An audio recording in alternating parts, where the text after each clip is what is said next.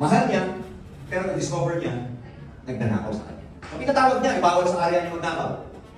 Sabi niya, dapat alam mo ikaw, diretso na dapat ikaw pugutan. Pero dahil katiwala kita, bibigyan kita ng chance. Eto ang chance mo. Mag-espada tayo.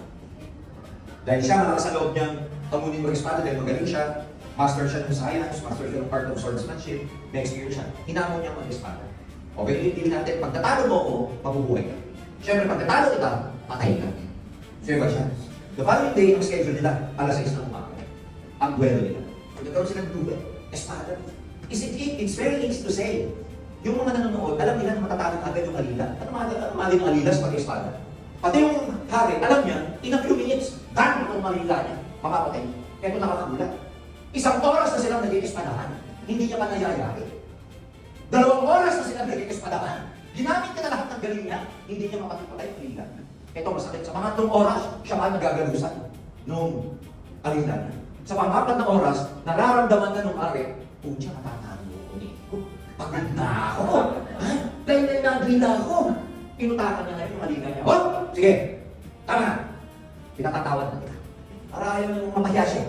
Sinabi niya lang na, pinakatawad na kita. Okay na. Palakpakan yung mga tao. Pero alam niya sa sarili niya, natalo. Pinatawad niya yung alila. Sabi niya sa alila niya, ikaw, paano mo nasabing, paano ka nanalo? Anong naging sikreto mo? Anong ginawa mo paano nanalo ka? Dahil ako ang alam ko, master ako ng swordsmanship. Pero bakit hindi kita matalo? Bakit natalo mo? Alam mo, sabi ko yung swordsmanship. Hindi ko rin po alam, bakit kita natalo? Basta alam ko lang, kailangan ko mabuhay. Kailangan ko manalo. Kasi kayo po, kailangan nyo akong talunin para lang matalo ako, para mamatay. Pero kayo po, kailangan kayong talunin para mamatay. Ang tawag doon, why problem?